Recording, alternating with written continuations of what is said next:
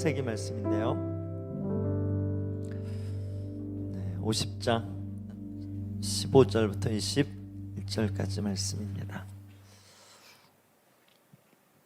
제가 한 절, 여러분 한 절 교독하겠습니다.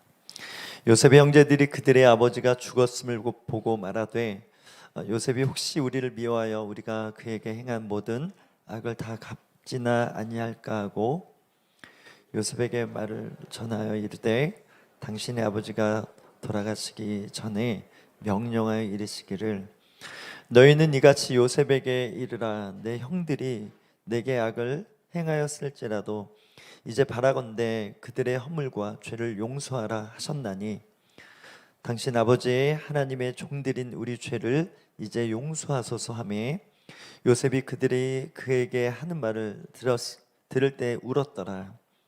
그 형들이 또 친히 와서 요셉 앞에 엎드려 이르되 우리는 당신의 종들이니이다. 요셉이 그들에게 이르되 두려워하지 마소서 내가 하나님을 대신하리이까 당신들은 나를 해하려 하였으나 하나님은 그것을 선으로 바꾸사 오늘과 같이 많은 백성의 생명을 구원하게 하시려 하셨나니 함께 했습니다. 당신들은 두려워하지 마소서 내가 당신들과 당신의 자녀를 기르리이다 하고 그들을 간곡한 말로 위로하였더라. 아멘. 오늘 말씀 제목은 위로입니다. 형통한 자가 누리는 축복. 우리 마지막 시간 드디어 오늘 끝납니다. 여러분 다음에는 제가 짧게 잡을게요. 그래서 은혜 시리즈 너무 길었고 형통 시리즈 우리 12주 동안 한 주 다른 말씀 드렸긴 했지만 네, 여러분 형통하셨습니까? 이 주제를 정한 가장 큰 목적은 우리는 이미 형통한 자라는 것입니다. 우리가 이렇게 저렇게 하면 형통하겠지. 이건 세상 논리입니다. 우리가 받은 은혜, 우리가 받은 이 구원, 주님을 믿는다라는 것은 형통한 존재로 만들어졌구나. 근데 죄 때문에 우리가 그 형통함을 잃었지만 예수 믿는다라는 것은 처음으로 돌아가는 거죠. 내가 태어날 때부터 오늘 믿었지만 그 예수 믿기 전의 상태도 그랬고 지금도 그러고 앞으로도 형통함은 나의 이렇다 저렇다함에 근거한 것이 아니라 하나님이 형통하다 하면 한 거예요. 그냥 말로만이 아니라 계속 나누지만 하나님은 말씀하신 것을 다 지키시는 하나님이십니다. 약속한 것은 다 이루시는 하나님이십니다. 그래서 우리의 삶은 그 형통함을 누리는 삶이다. 저는 이게 여러분 복음의 클래스라고 봅니다. 여러분 어떤 게 우리 이 정도 클래스야. 우리 정관윤 전사님 레크레이션 담당이 되셨지 않습니까? 레크레이션을 위해 태어난 것처럼 때때마다 레크레이션 하는데 목사님 우리 이번 레크레이션 하는데 상품 좀 이렇게 좀만 써도 될까요? 마음껏 쓰라고. 우리 워시프하우스는 상품 처치라고 상품을 마구마구 쏘는 교회라고. 역시 오화 클래스는 다르다. 제 말이 아니라 새로 오신 전사님의 말이죠. 클래스. 여러분 우리가 믿는 클래스는 세상의 종교랑 다릅니다. 세상은 이렇게 저렇게 하면 복 받는 거죠. 이미 우리는 복을 받고 시작하는 거예요. 복 받고 더 이상 복을 받지 않아도 우리는 완전한 복을 받은 자라고 성경은 이야기합니다. 요셉은 하나님 볼 때 이미 형통한 자였습니다. 그는 태어날 때부터 또 야곱의 편애를 받을 때 또 그리고 꿈을 꾸고 꿈 때문에 형들에게 죽을 뻔하고 그러다가 노예로 팔렸죠. 그리고 나중에 그 고난의 시즌을 겪은 이후에 총리가 된 모든 순간 안 된 때도 있고 조언 때도 있고 편애받을 땐 좋았잖아요. 근데 안 됐잖아요. 근데 또 고생 엄청 하다가 총리 됐잖아요. 이 모든 순간이 세상적으로 볼 때 좋을 때는 형통하고 형통함이 이렇네 이런 차원이 아니라는 거예요. 그냥 그의 존재 자체가 하나님이 이 땅에 요셉을 야곱의 자녀로 태어나게 하신 자체가 하나님의 놀라운 섭리 안에는 이미 형통한 자다. 왜냐하면 형통함의 기준이 함께이기 때문입니다. 우리 복습 차원에서 창세기 39장 2절 3절 첫 주에 나눴던 말씀입니다. 같이 읽어볼까요? 시작. 그가 형통한 자가 되어 그의 주인 애굽 사람의 집에 있으니 그의 주인이 여호와께서 그와 함께 하심을 보며 또 여호와께서 그의 범사에 형통하게 하심을 보았더라. 함께 하심으로, 여러분 형통의 기준 함께입니다. 예, 맞아요. 잘됨, 샤칼, 잘되다, 그리고 투부, 보기에 좋다, 그리고 찰나의, 이 모든 난관을 뚫고 간다. 이 세 가지 개념의 형통이 있다고 나눴습니다. 이 세 가지를 묶으면 한 단어가 나옵니다. 그게 함께라는 단어인 거예요. 그래서 여러분, 신앙은 함께라는 단어의 의미를 알아가는 여정이다, 그렇게 봅니다. 천국에 가면 주님이 완전히 우리와 함께 하시죠. 그래서 그전에는 이 땅에 하나님과 내가 얼마나 함께하고 있는가, 이것을 누린 것만큼 이 땅에서 기쁨과 평강, 의와 평강과 희락이 하나님 나라의 차원에서 이루는 것입니다. 그래서 하나님이 함께하신 임마누엘, 특히 크리스마스 시즌에 예수님께서 함께하기 위해서, 함께함이 무엇인지를 보여주기 위해서 이미 함께한 자로 태어났고 영원한 천국에 가서 우리는 영원토록 주님과 함께할 것인데, 함께함의 의미가 뭔지, 지금도 이 말씀을 통해서 한 주간 여러분의 삶 가운데 성령님께서 내가 너와 함께하고 있어, 이 함께함의 의미의 이 깊이, 이 단어가 갖는 뉘앙스, 이거를 알게 하시는 하나님의 열심이 있다라는 거예요. 그래서 이런 차원의 고난도 축복인 이유는 하나님이 함께 하심을 고난을 통해 느낄 수 있기 때문이라는 거예요. 우리가 인간인지라 들어갈 때 다르고 나올 때 다릅니다. 이건 맞습니다. 진짜로 그렇습니다. 그래서 우리가 고난 가운데 열심히 기도하죠. 그래서 어떤 하나님의 응답을 받아내기도 하고 또 하나님의 위로를 경험하기도 합니다. 근데 좀 상황이 좋아지면 또 대번 우리의 마음이 세상을 향하기도 하고 하나님을 찾았던 이 간절함을 잃은 채 그냥 나의 나됨으로 살아갈 때가 있다라는 거예요. 그래서 주님은 우리에게 고난을 줘서 너 내게 더 가까이 와, 내가 너와 함께하고 있어를 확증하게 하고 알게 하는, 우리의 삶이 이렇다 저렇다 이것이 중요한 것이 아니라 하나님의 함께 하심을 느끼고 있는가, 임재 안에 있는가, 이게 더 하나님에게 있어서는 더 높은 가치라는 거예요. 우리는 하나님 느끼지 못해도, 함께 하심 느끼지 못해도 그냥 우리 삶 가운데 펼쳐진 물질이든 환경이든 좋은 상태이든 건강이든 그런 것을 사모하지만 하나님은요, 이런 게 필요 없어요. 하나님은 돈은 필요 없어요. 하나님은 건강이 필요 없어요. 하나님은 명예가 필요 없어요. 모든 이름에 뛰어나신 분이십니다. 우리 삶이 어떠할지라도 주님은 영원히 높임받기에 찬양받기에 합당하신 존재입니다. 우리가 그걸 안 할 뿐이죠. 우리가 안 한다고 그분의 영광이 떨어집니까? 아닙니다. 온 우주 만물을 창조하신 영광의 아버지로 지금도 우리가 우리가 찬양하지 않아서 그렇죠. 더 누군가는, 이 온 자연 만물은, 천사들은 거룩하다 거룩하다, 전능하신 하나님, 어제도 계시고 오늘도 계시고 내일도 계신 하나님이라고 영광 받으신다라는 거예요. 그분에게 있어서 가장 큰 가치는 내가 창조하고 내가 구원한 나의 자녀들이 나를 어떻게 함께함으로 느끼는가, 여기에 있다라는 거예요.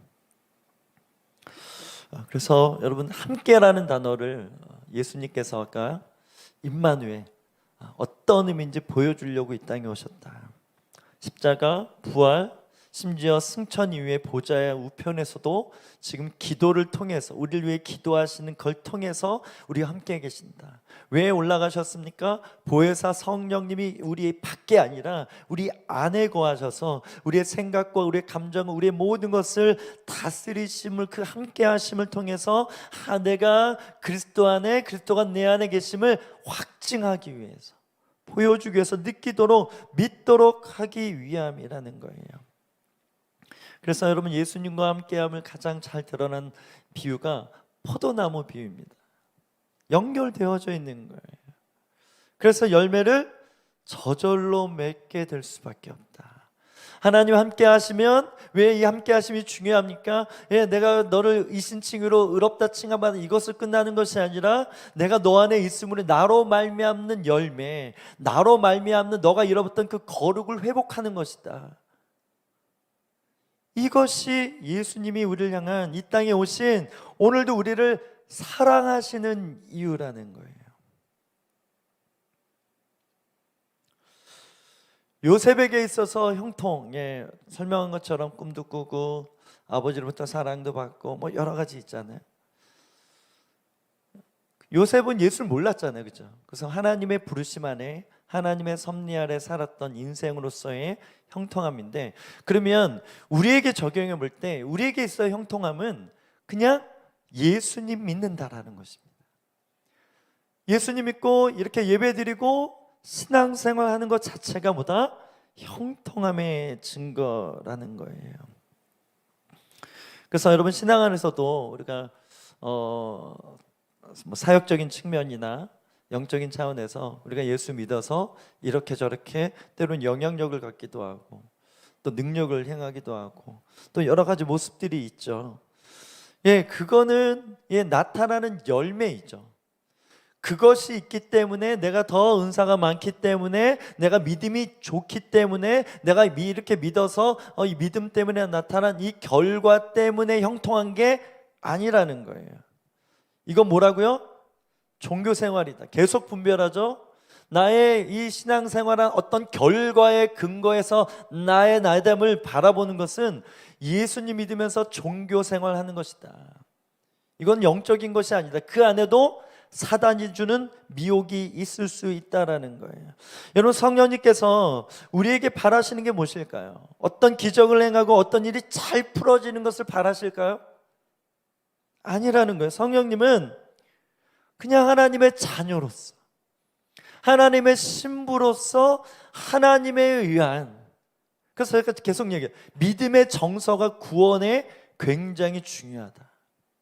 내가 구원받았는지 진짜 하나님으로부터 오는 이 평강, 하나님으로부터 오는 이 기쁨이 있는 것으로 확증할 수 있다. 왜? 이 기쁨, 이 평강이 결국 우리가 하나님과의 동행의 삶, 하나님의 마음을 풀어내는 삶, 하나님의 인격, 하나님의 성품을 드러내는 삶과지 연결되어 있기 때문에 그래요.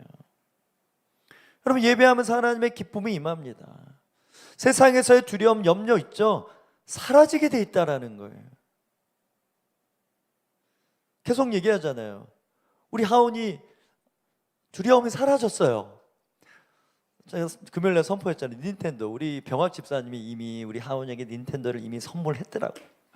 그래서 제 주머니 지갑 안 열어도 돼요. 그래서 어저께 닌텐도 이렇게 지우랑 놀 때만 쓰던 거를 이제 주셨어요. 그래서 이 닌텐도에 완전히 지금 우상에 빠져가지고 일반 학교 가는 이 두려움이 다 사라졌다라는 거예요 지금. 그래서 이것만 보여요. 지금 이제 다음 학기부터 이제 한백초등학교 다녀야 되는데 그 낯설음과 그 힘듦을 잊은 채 거기에 빠져 있습니다. 우리 하온이를 구원해 주세요. 네, 격려해 주십시오. 이와 같이 우리가 진짜 좋은, 더 좋은, 우리가 모든 것을 받았는데 모든 것을 안 받은 것처럼 더 세상적인 가치로, 세상적인 기준으로 주님 믿어서 이렇게 잘 되고 주님 믿어서 이렇게 살고, 이것도 미혹이라는 거예요. 저는 여러분이 은혜를 권리로 여기지 않길 바랍니다. 그래서 여러분, 탕자 비유 우리 12월달 나눈다고 나눴어요. 거기 핵심은 이미 아버지로부터 많은 축복을 받았습니다. 이 아버지 유업도 다 받을 거예요.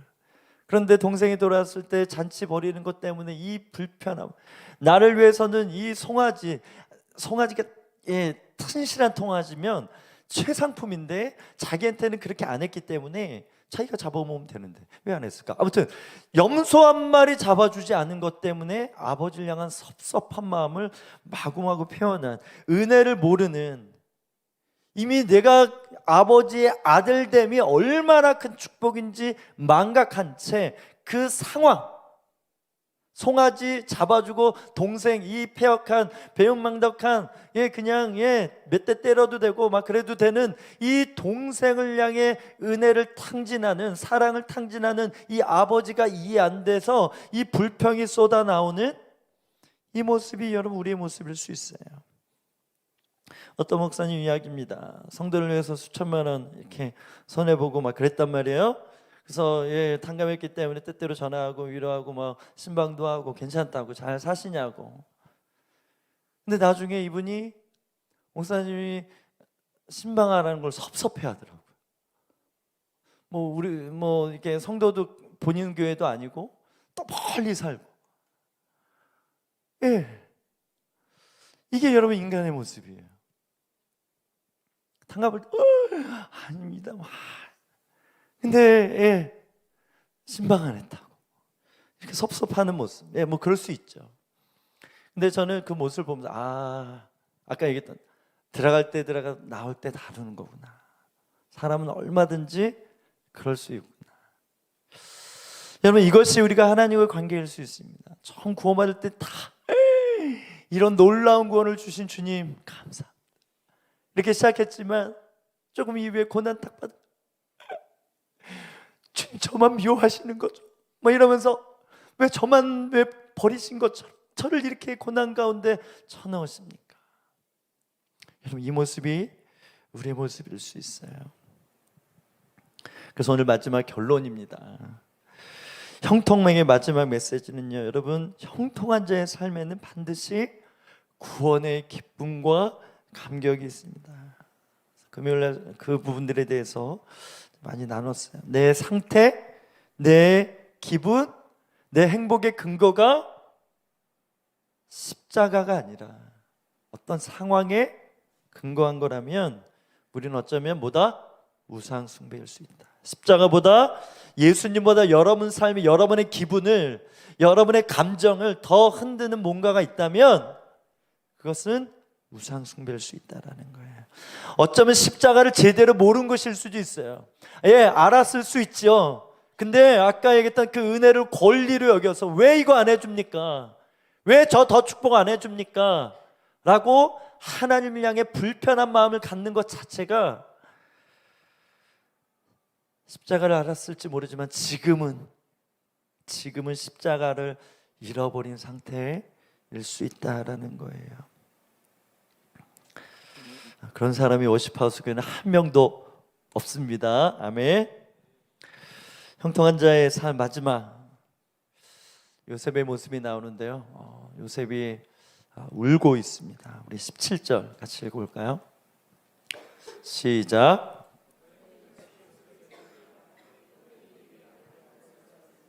이제 바라건대 그들의 허물과 죄를 용서하라 하셨나니 당신 아버지 하나님의 종들인 우리 죄를 이제 용서하소서 하며 요셉이 그들에게 하는 말을 들을 때 울었더라.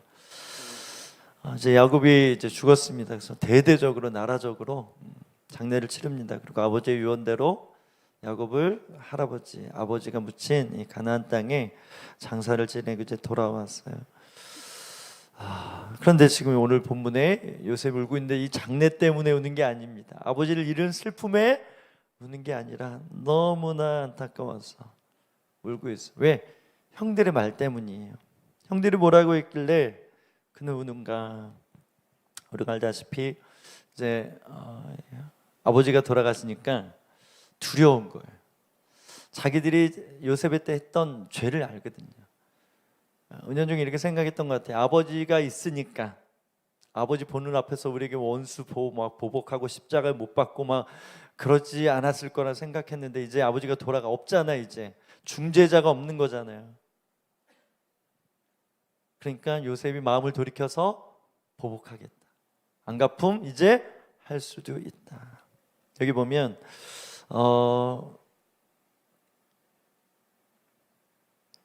너희는 이같이 요셉에게 이르라. 이 말은 야곱이 형들에게 이렇게 내가 죽거든 몰라. 야곱도 그렇게 생각했을지 모르겠죠.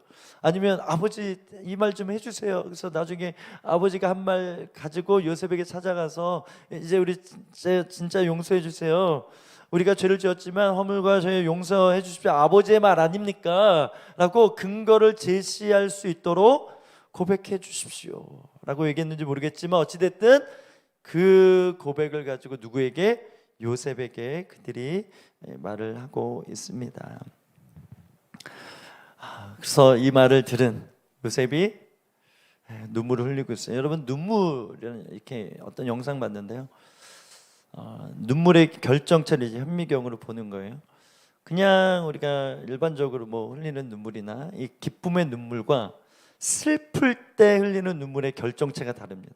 과학적으로는 이 염분의 차이다. 그래서 염분의 이것이 이제 물질 안에 눈물 안에 드러나는 거 아니겠어요? 그런데 신기하게도 슬플 때 흘리는 눈물은요 굉장히 뾰족뾰족합니다. 기쁠 때 흘리는 눈물은 이 모양 자체가 너무 막 이렇게 되게 아름다워요. 눈 결정체처럼. 근데 슬플 때 흘리는 눈물은 막 뾰족뾰족해서 막 찌를 것 같은 모양이라는 거예요. 저는 오늘 이 요셉이 흘린 눈물이 후자의 눈물이 아닐까 싶습니다. 왜?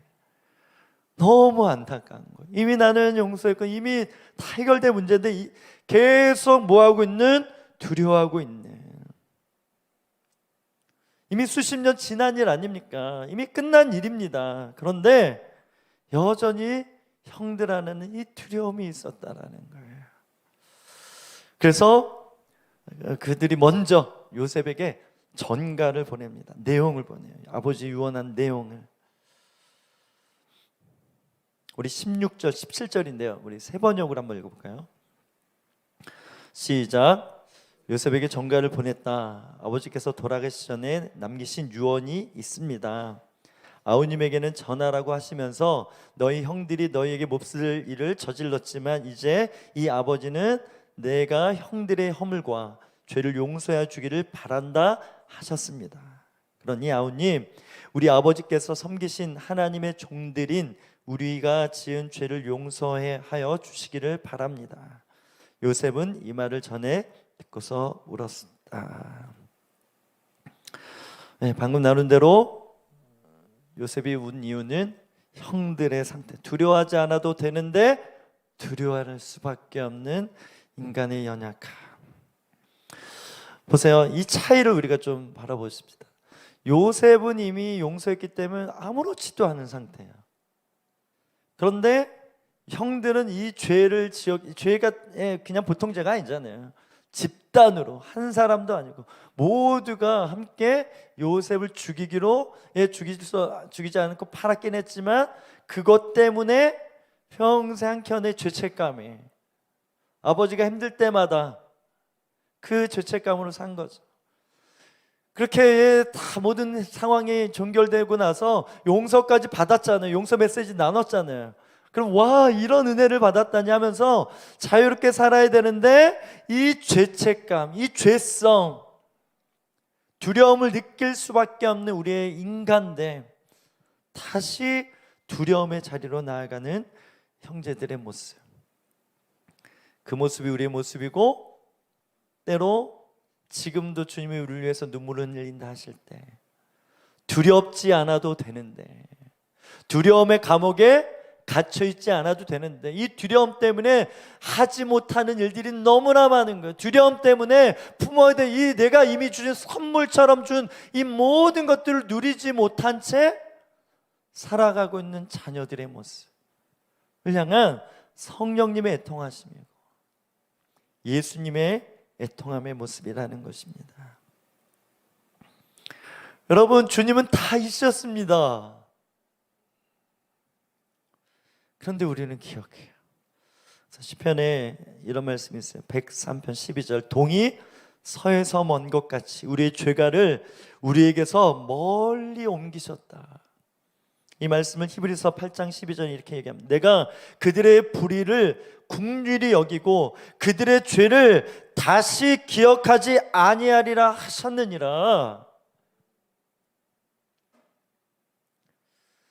주님은 우리 자녀들 향해 긍휼을 가지고, 이 긍휼은 그냥 잠깐 불쌍히 여긴다 정도가 아니라 십자가를 지시님은 우리의 모든 죄를 잊으셨다라는 거예요. 죄를 기억하지 않는다라는 거예요. 너는 이제 구원받아 영생 보장받았는데 그래도 너희들 너무하지 않았냐? 날마다 죄, 너 이제 져졌지? 너 막 통계 내고 데이터 내고 데이터 막 이렇게 나오는데 셀 수 없을 만큼, 야, 이번 주는 죄 너 더 많이 졌더라? 이러신 분이 아니라 십자가에서 우리가 지은 모든 죄를 담당하셨다라. 여러분, 이게 은혜입니다. 그러면 더 죄를 지어라, 더 죄를 지어도 되겠네가 아니라 이 어마어마한 은혜를 깨닫고 죄 지을까 말까 두려운 삶이 아니라 이미 이 죄가 해결된 자로서 때로 넘어지죠, 실수하죠. 그러나 이미 예수님께서 이루신 이 복음, 이 사건, 죄는 다 해결하신, 여러분, 어저께까지 예수님께서 우리의 죄를 해결하셨나요? 우리 그렇게 믿어야 되나요? 이건 복음이 아닙니다. 어느 날 어느 시점까지만 나는, 내가 보니까 이 정도 은혜를 베풀었는데 변화 못할 거면 너희들은 지옥 가야 돼. 나를 딱 정했어요. 사람마다 뭐 전지전능하시니까 이럴 수 저럴 수 있는 거 아니겠어요? 1월 26일까지 내가 용서해 줄 거야. 27일부터 알았어 해, 뭐 이러면서 우리가 자녀들 하나, 셋, 둘, 셋 살 때가 둘의 반, 뭐 여러분, 이것도 은혜입니다. 셋 하면 이제 심판인데요. 지금 주님께서 뭐 하고 계세요? 둘의 반의 반, 반의 계속 반해하다가 방언 터지겠어요. 여러분, 셋 아직 아니에요. 하실 수 없어요. 그거 안 하시려고 예수님께서 다 지옥으로 이루신 거예요. 그런데도 우리는 죄가 우리의 정체성이니까 죄 졌잖아요. 이걸 더 인지하는 거예요. 주님의 은혜를 인지하는 거, 여기에 정체성을 두는 것이 아니라, 이런 설교 들으면 여러분 헷갈리지 않습니까? 그러면 죄 뭐 마음대로 져도 되겠네? 아닙니다. 진짜 은혜를 입은 자로서, 치열한 죄와 싸움 있죠. 그러나 그 은혜의 능력이라 그랬어요. 은혜는 죄를 이길 수 있는 능력이 충분히 있다. 다만 지금 우리가 완전한 죄를 이길 수 없는 상태로 살아가지만, 그래도 이렇게 저렇게 우리가, 여러분, 약속의 땅에 이스라엘 백성의 땅을 전체, 이 가사, 아스도, 이 블레셋, 이 팔레스타인 지역까지는 못하지만 그래도 전반적으로 다 점령한 거 맞잖아요. 그 정도의 성화는, 하나님의 통치가 이루어지는 성화는 충분히 우리가 할 수 있다라는 거예요. 이것이 은혜의 능력인 것입니다.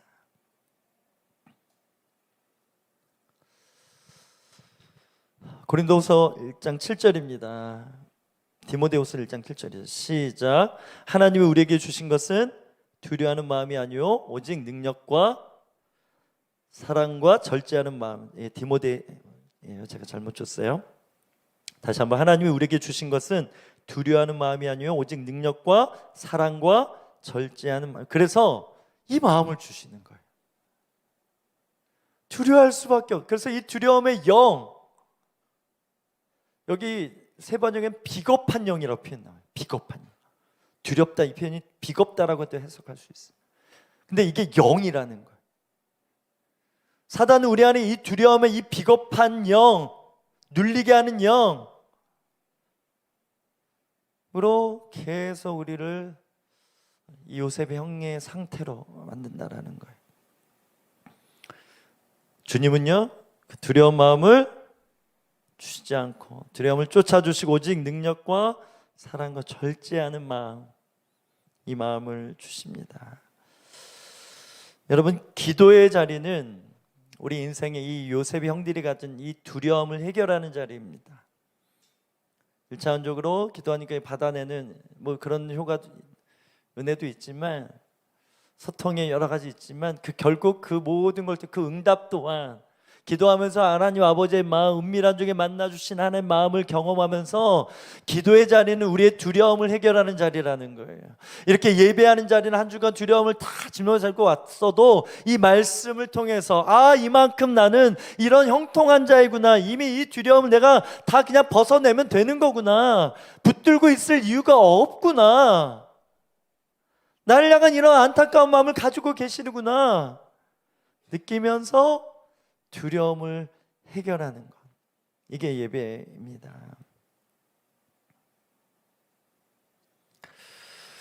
요셉의 형들에게 이제 두려운 마음이 아니라 이제 능력과 사랑과 절제의 마음을 이제 요셉이 줍니다. 이게 예수님 우리를 향한 모습인데 우리 19절부터 21절 계속 살펴보겠습니다. 시작. 내가 하나님을 대신하리이까 당신들은 나를 헤아려 하였으나 하나님은 그것을 선으로 바꾸사 오늘과 같이 많은 백성의 생명을 구원하게 하시려 하셨나니 당신들은 두려워하지 마소서. 내가 당신들과 당신들의 자녀를 기르리이다 하고 그들을 간곡한 말로 위로하였더라. 제가 이거를 요즘 이렇게 고어체가 아니라 좀 풀어볼게요. 형님들 제발 좀 들어보세요. 이번만, 이 마지막으로 하는 이 말, 이 점을 분명히 반드시 이해하기 바랍니다. 전 형들이 한 일을 알고 또 형들이 제게 어떤 일을 의도했는지 다 압니다. 저는 형들이 제게 악한 일을 저질렀음을 압니다. 맞죠? 저는 그 모든 상황을 다 압니다. 그게 형들의 계획이었으니까. 그러나 하나님은 다른 계획을 가지고 계셨고 형들의 악한 의도로 야기된 결과를 선으로 바꾸셨습니다. 한때는 저도 이 모든 상황을 이해하지 못했는데 그렇지만 그건 벌써 오래전 상황입니다. 하나님은 모든 것을 합력하여 선을 이루셨다는 것을 분명히 형들이 이해했으면 좋겠어요. 여러분, 이 고백인 것입니다. 여러분, 세상에서 가장 큰 위로는 두려워하지 말라입니다. 이제 두려워하지 않아도 된다. 여러분, 예수님이 이 땅에 오신 이유가 뭐라고요? 요셉이 한 이 말, 이미 요셉의 고백을 통해서 창세기 기록될 줄 다 아시고 이 창세기 이 요셉의 고백과 십자가로 연결하기 위해서 하나님, 저들이 자기들이 하는 일을 잘 모릅니다. 용서해 주세요. 이 십자가에서 한 이 고백 다 연결되어지는 거예요. 죽을까 봐 두려워하지 말라. 내가 이미 죽었기 때문에 너희들은 산다. 망할까 봐 두려워하지 마라. 이미 내가 다 망하면 내가 대신 망했다. 이제 너희들은 내가 주는 형통함을 누리게 될 거야. 아플까 봐 두려워하지 마. 내가 다 십자가에서 내가 다 고통 다 당했다. 내가 너희 아픔, 너희들의 눈물 다 씻겨줄 거야. 지금 이미 너희가 아픈 것도 아픈 게 아니야. 어떻게 보면 잠깐이야, 잠깐. 왜 인생이 그러니까. 이럴까 봐 두려워하지 마. 이미 다 잃었어. 내가 다 잃었어.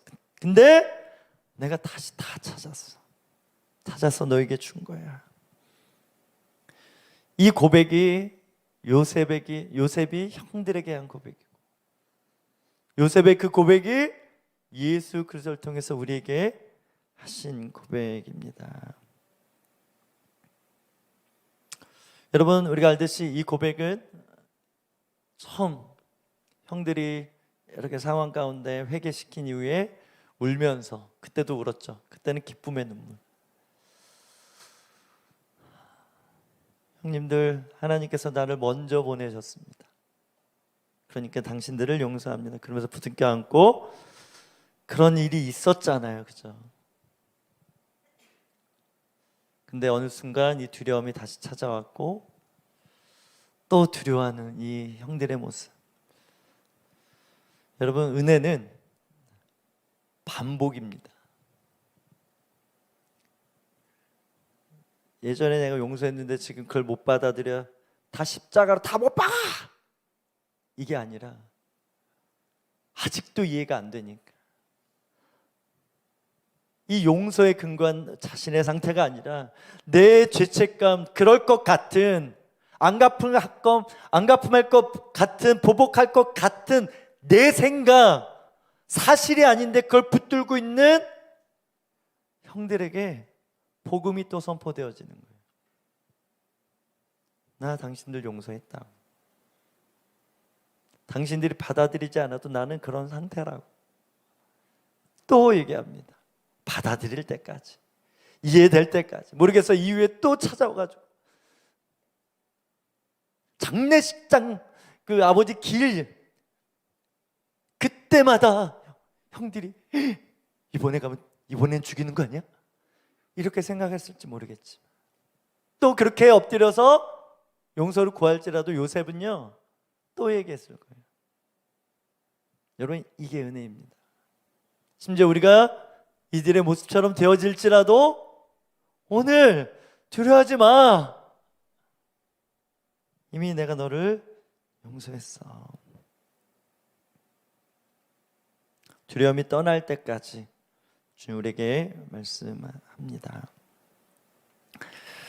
성경에 위대한 말이 여러 있지만 저는 오늘 이 말씀이 진짜 믿음의 고백인 것 같아요. 내가 하나님을 대신하리까. 하나님이 당신들을 용서하셨는데 내가 뭐라고.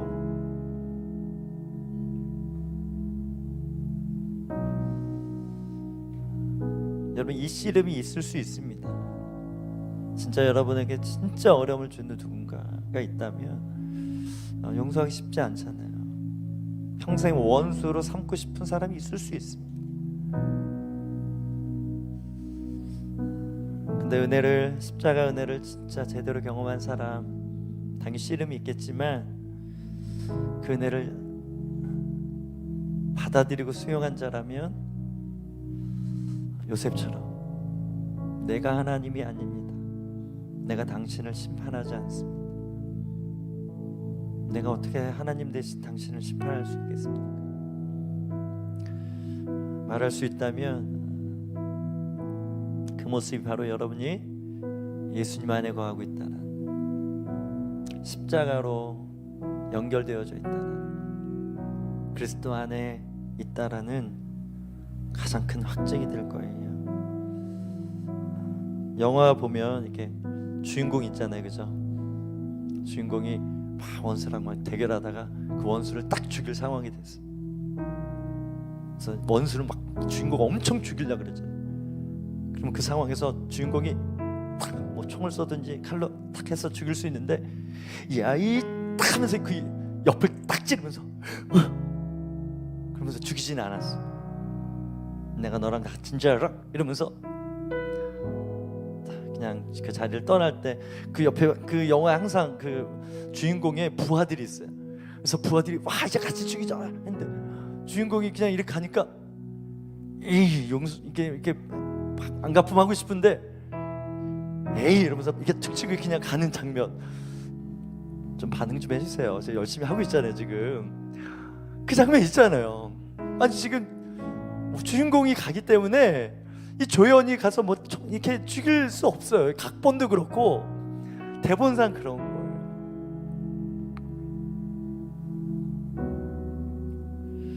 하나님이 괜찮다면 괜찮은 거예요.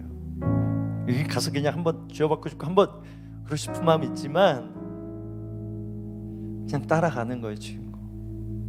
이게 우리의 사명입니다. 이것 때문에 세상이 변화될 수밖에 없는 거예요. 이것 때문에 세상이 아름다워질 수밖에 없는 거예요. 이것 때문에 복음이 계속 온 세상까지 흘러갈 수밖에 없는 것입니다. 이렇게 사는 것이 나는 죽고 예수로 사는 인생입니다. 이제는 내가 없고 오직 예수님만으로만 사는 것입니다. 제가 자유, 여유, 소유 나눴어요. 여러분, 자유는 부분이 아니라 전부를 보는 것입니다. 부분을 보고 그 부분 안에 갇혀 있는 거는 자유가 아니에요. 그래서 그것을 뜨게 해주셨어요. 실체를 보여주셨어요. 이게 다 십자가로 여신 거예요. 이만큼 이렇게까지 역사하시는구나. 내 인생에 그냥 이게 하나의 선인 줄 알았더니 막 입체였구나. 천사까지 대동하셨구나. 여러분 천국 가서 이 놀라운 전체를 볼 때 영원토록 찬양할 만큼의 이 기쁨과 찬양이 일어날 거라 기대합니다. 진리가 너희를 자유케 하는 이유는 진짜를 받기 때문에 그래요. 가짜에 매일 필요가 없다라는 거예요. 진짜를 아는 사람은 가짜에 매이지 않는다라는 거예요. 형들은 이미 용서를 받았습니다. 이것은 진리입니다. 진실입니다.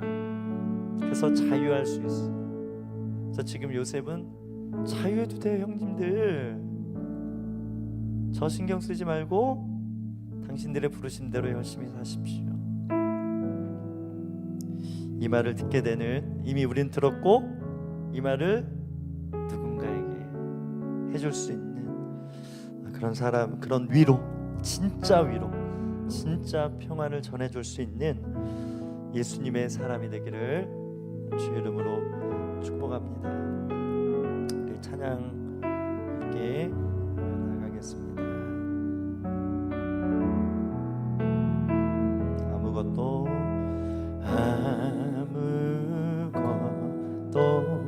두려워 말라. 주 나의 하나님이 지켜주시네. 놀라지 마라, 겁내지 마라. 주님 나를 지켜주시네. 내 맘의 힘이 겨워, 내 맘의 힘에 겨워 지칠지라도 주님 나를 지켜주시네. 세상의 모든 엄한 풍파, 세상의 엄한 풍파 몰아칠 때도 주님 나를 지켜주시네. 주님은 나의 산성, 주님은 나의 요새, 주님은 나의 소망, 나의 힘이 되신 여호와. 내 맘의 힘에 겨워, 우리 함께 일어나 찬양하겠습니다. 주님 나를 지켜주시네. 세상의 엄한 풍파, 세상의 엄한 풍파 몰아칠 때도 주님 나를 지켜주시네. 주님은 나의 산성, 주님은 나의 요새, 주님은 나의 소망, 나의 힘이 되신. 우리 두 손 높이 들고 주님 바라보십시다. 주님은 주 십자가 바라볼 때 이 믿음이 일어나는 줄 믿습니다. 두려움 떠나갈지어다. 심판의 모든 징계, 모든 두려움 떠나갈지어다.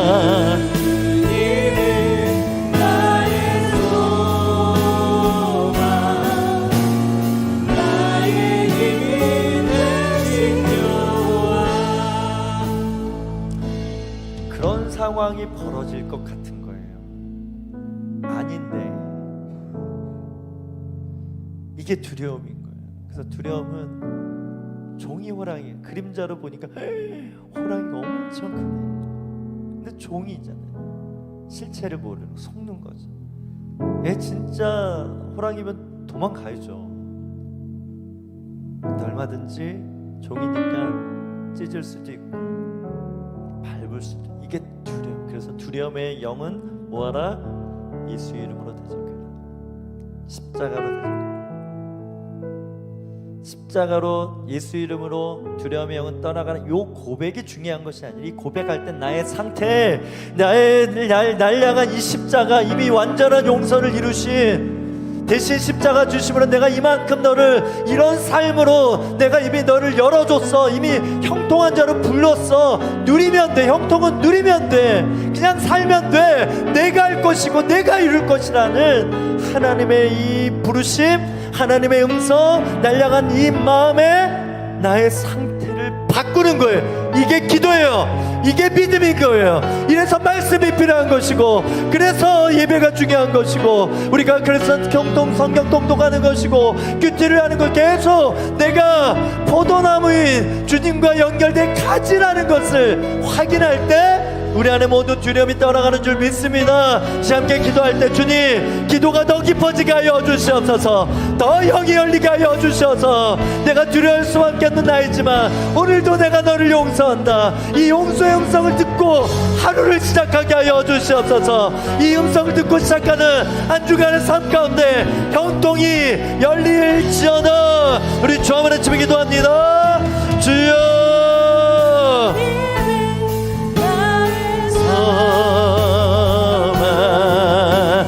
나의 힘이 되시냐. 주님은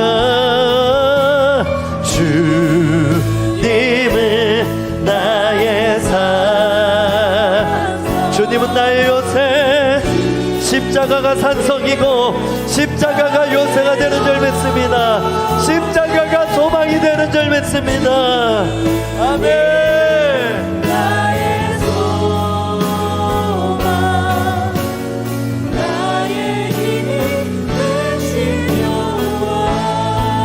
주님은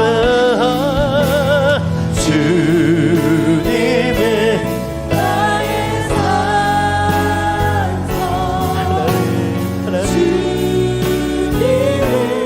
나의 요새, 주님은 나의 소망, 나의 힘이 되신 여호와. 여러분, 진정한 예배, 진정한 봉헌은, 드림은 회개입니다. 회개하십시다. 하나님을 대신했던 때로 심판자로, 때로는 이 은혜를 전혀 모른 자답게 말하고 행동하고 살았던 모든 것들 이 시간 벗어내고 버리십시다. 주님, 내 인생의 이제 비전은 이 말하기 위해 사는 거, 이 한마디 위해서 나는 살겠습니다. 내가 누구이기, 내가 하나님을 대신하니 그렇게 모든 것을 하나님께 맡기고 하나님의 통치를 믿고 하나님의 섭리를 믿고 하나님의 계획을 믿는 이 믿음의 고백이 요셉에게 풀어졌던 것처럼 그리스도께서 내 안에 계시기에 나도 이렇게 살 수 있음을, 나도 이렇게 생각할 수 있음을, 이런 태도와 이런 마인드로 살아갈 수 있음을 온전히 믿게 하여 주옵소서. 여러분, 하나님을 진짜로 믿지 못하면 이런 고백 못합니다. 하나님을 진짜로 믿으면, 하나님으로 충분하면 이렇게 얘기할 수 있습니다. 이런 삶으로 인도하여 주시옵소서. 우리 회개하며 우리 비전을 꿈꾸며 기도하며 나가겠습니다.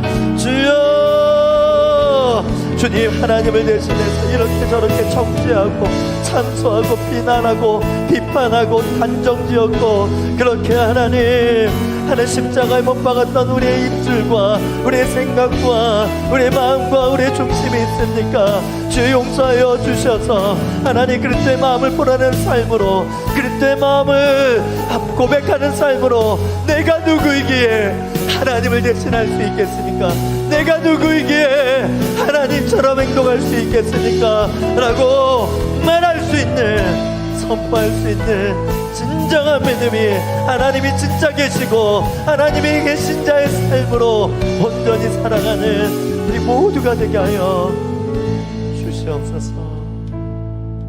주님, 형통 시리즈를 통해서 하나님 우리의 생각을 바꿔주시고 믿음의 관점을 하나님 나라 이 형통의 이 축복의 프레임을 우리에게 허락해 주셔서 감사합니다. 이 안경 쓰고 모든 상황, 모든 사람들, 모든 사건들을 이렇게 해석하고 바라보게 하여 주시옵소서.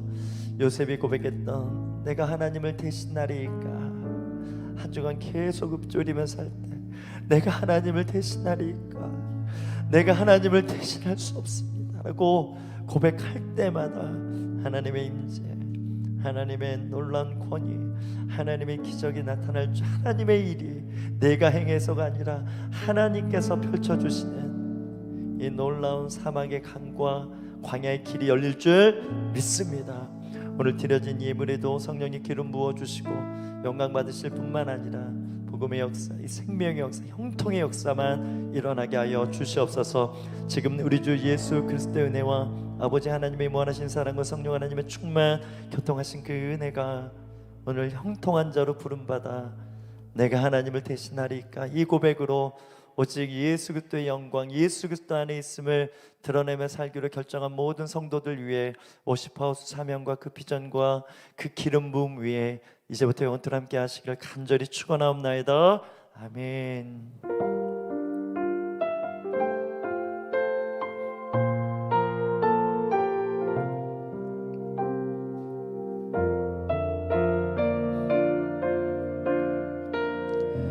예배를 받으신 하나님께 감사의 박수 올려드리겠습니다.